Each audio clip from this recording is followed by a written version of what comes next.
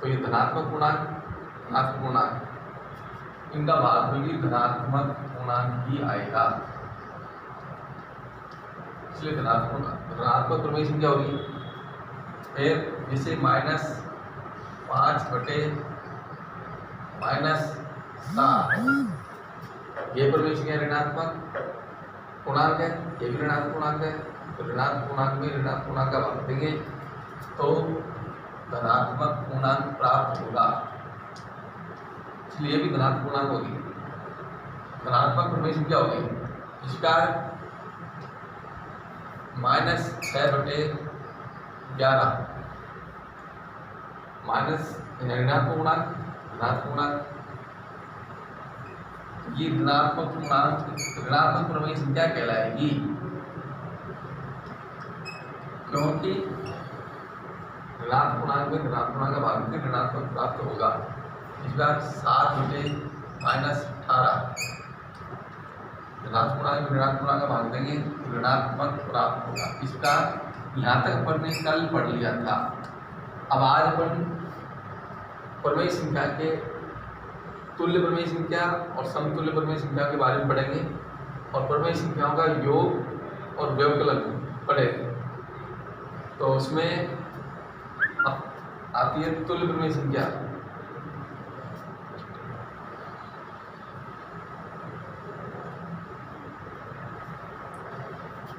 तुल्य प्रमेय संख्या किसे कहते हैं? समतुल्य या तुल्य भी कह सकते हैं इसको, परिमेय संख्या।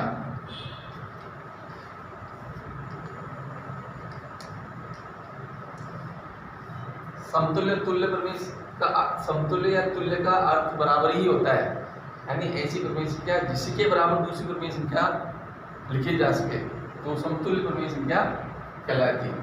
और समतुल्य प्रमेय संख्या में अपन एक प्रमेय संख्याओं की कई समतुल्य प्रमेय संख्याएं ज्ञात कर सकते हैं। तो समतुल्य प्रमेय संख्या किस प्रकार ज्ञात करेंगे कि किसी भी प्रमेय संख्याओं के अंश और हर को समान पूर्णांक से गुणा करके उसकी तुल्य प्रमेय संख्याएं ज्ञात की जा सकती है। जैसे 3/7, इसकी मान लो 4 समतुल्य प्रमेय संख्या लिखनी है तो पहली तो प्रमेय संख्या होगी, दूसरी प्रमेय संख्या ज्ञात करने के लिए हम क्या करेंगे, इसकी दूसरी तुल्य प्रमेय संख्या,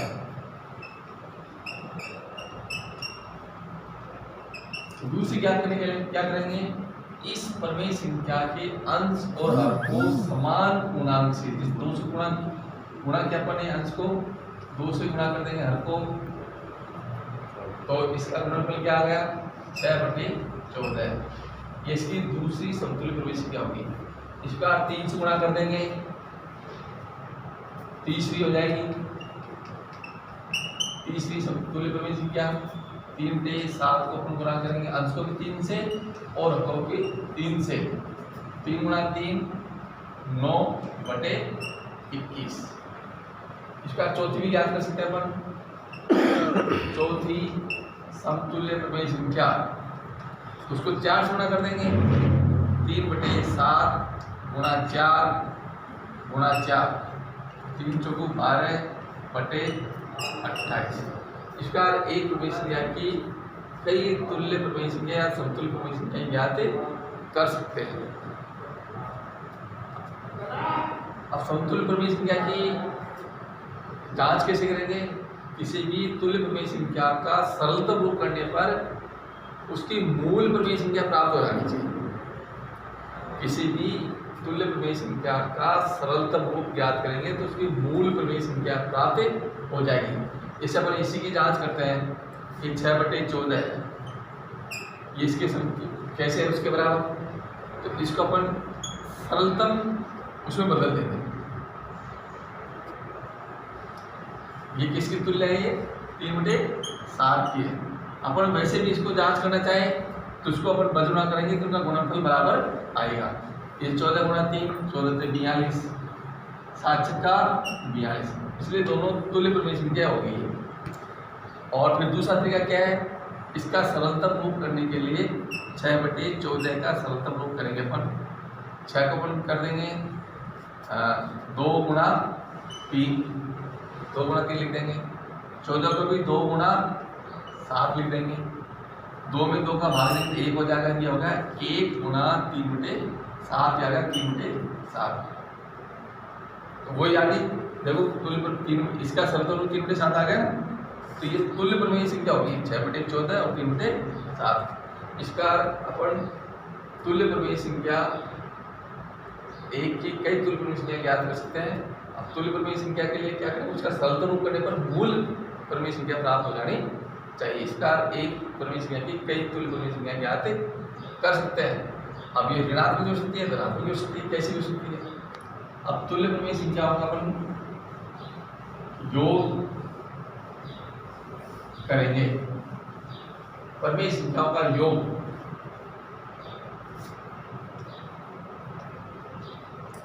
प्रमेय संख्याओं का योग, प्रमेय संख्याओं का योग जैसे 1/7 प्लस 3/5। एक प्रमेय संख्या 1/7, दूसरी प्रमेय संख्या 3/5 और इसका अपन को जोड़ करना है, योग करना है। तो योग करने के 2 तरीके हैं। नंबर 1 तो क्या है कि दोनों प्रमेय संख्याओं के तुल्य प्रमेय संख्या ज्ञात करेंगे, ऐसी जिनके हर समान हो जाए, ऐसी तुल्य प्रमेय संख्या ज्ञात करेंगे। इसका जैसे 1/7 की दूसरी तुल्य प्रमेय संख्या करने के लिए क्या करेंगे, 1/7 गुणा 2 से गुणा कर देंगे 2/14। फिर इसकी अगली तुल्य प्रमेय संख्या निकालेंगे, 1/7 को गुणा कर देंगे 3/3 से। 1 गुणा 3 7 गुणा 3 3/21। फिर इसकी तीसरी चौथी निकालेंगे 1 गुणा 4/7 गुणा 4, क्योंकि 4/28। फिर 5वीं निकालेंगे इसकी, ऐसे पर तुल्य प्रमेय संख्या निकालेंगे जब तक दोनों के इसका 4/28। फिर 1 को निकाल लो, 1/7 गुणा 5, ये गुणा 5 कर देंगे तो गया 5/35। इसका दूसरी प्रमेय संख्या है 3/5। इसको भी ऐसी तुल्य प्रमेय संख्या बदलेंगे जिसका हर 1/7 का 3/5 का हर समान हो जाना चाहिए। इसकी भी तुल्य प्रमेय संख्या निकालो। पहली तो है, दूसरी निकालेंगे तो 3/5 गुणा 2 कर देंगे, इसके गुणा 2 कर देंगे तो 6/10 हो गया। तीसरी निकालेंगे 3/5 गुणा 3 करेंगे, गुणा 3 कर देंगे, 3 को 3 गुणा करेंगे, 5 को 3 से करेंगे, अंश को और हर को समान से क्या गुणा करेंगे तो 9/15। फिर 3/5 को गुणा कर देंगे 4 गुणा 4 से, 3 गुणा 4 5 गुणा 4 12/20। तब तक इसकी तुल्य प्रमेय संख्या निकालें जब तक इसका हर समान, दोनों के हर समान नहीं हो जाए। फिर 3/5, अब इसको फिर 5 से गुणा कर देंगे तो 15/25। अब ये हर समान नहीं है इसका 35, इसका 25 है तो और गुणा करेंगे 3/5 गुणा 6 गुणा 6 18/30। फिर 7 से गुणा कर देंगे 3/5 गुणा 7 गुणा 7, ये आ गया 21/35। अब देखो दोनों प्रमेय संख्या है, ये प्रमेय संख्या 1/7 की तुल्य प्रमेय संख्या 5/35, और इसका 35। 3/5 की तुल्य प्रमेय संख्या 21/35। अब दोनों प्रमेय संख्याओं के तुल्य प्रमेय संख्याओं के हर समान है, तो इसका मतलब क्या हुआ, 1/7 की जगह पर क्या लिख देंगे 5/35। प्लस 3/5 की जगह क्या लिखेंगे अपन 21/35। ये इनकी 1/7 की तुल्य में 5/35 और 3/5 की तुल्य में 3/35। अब इसका अपन लघुत्तम लेके योग करेंगे। दोनों के हर समान है इसलिए लैसे में अपन हर को लिख लेंगे। अब लैसे जब दोनों के हर समान तो लैसे आ गया, जितना हर उतना आ गया। अब हर और लघुत्तम समान हो तो अपन अंश को लिख देते हैं। इसका अंश 5 प्लस इसका अंश 21। अब 5 धनात्मक 21 तो 5 21 जोड़ेंगे कितने हो गए 26/35। इसलिए इन दोनों परमेय संख्याओं का योग आ गया 26/35। इसका परमेय संख्याओं का योग करते हैं। इसका एक उदाहरण और लेते हैं, जिसे -2/7 प्लस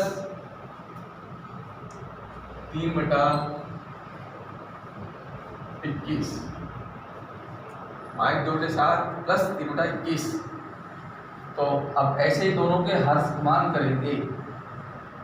हर समान हर वाली तुल्य परमेय संख्या बदलेंगे दोनों को, तो उसमें बदल के योग करेंगे। तो अब 2/7 की तुल्य परमेय संख्या ज्ञात करेंगे। तो 2/7 की -2/7 की तुल्य परमेय संख्या क्या होगी -2/7 गुणा अपने 2 गुणा 2/2 से गुणा कर दिया -4/14। फिर -2/7 को गुणा करेंगे 3 गुणा 3 तो -6/21। तो देखो इसकी 3/21 का हर 21 है और -2/7 की तुल्य परमेय संख्या ज्ञात की अपन ने, तो ये -6/21 आ गया। अब -2/7 इसका अपन योग करेंगे तो -2/7 से क्या लिख देंगे -6/21 प्लस अब इसका तो हर 21 है ही, इसलिए दोनों के हर समान हो गए तो 3/21। अब वही तरीका जैसे अपन ने यहाँ योग किया है वैसे ही यहाँ योग करेंगे। दोनों के हर समान है इसलिए लघुत्तम में 21 ले लेंगे। हर और लघुत्तम समान हो तो अंश को लिख देंगे -6 प्लस यहाँ भी हर और लघुत्तम समान है 3 अंश को 3 को लिख देंगे। अब यहाँ पर तो ये माइनस का ऋणात्मक पूर्णांक है, ऋणात्मक 6 है, ये धनात्मक 3 है। अब ऋणात्मक पूर्णांक में जोड़ेंगे धनात्मक पूर्णांक तो ये घटाव की क्रिया होती है यहाँ पर। तो 6 में से 3 गए तो 3। अब ये ऋणात्मक पूर्णांक बढ़ा है इसलिए माइनस का चिन्ह आएगा और ये बटा 21। इसलिए अब इसका योग क्या आ गया ऋणात्मक 3/21। इस प्रकार अपन एक संख्या ऋणात्मक परमेय संख्या ऋणात्मक को एक संख्या धनात्मक इस प्रकार करके योग कर सकते हैं। अब आगे कल इसका अपन इसका जीशिप का इनका घटाव होता है तो घटाव को अपन कल देखेंगे। आप इसका अपन आप इस प्रश्नावली में जो है वो 3 उदाहरण करके लिखें।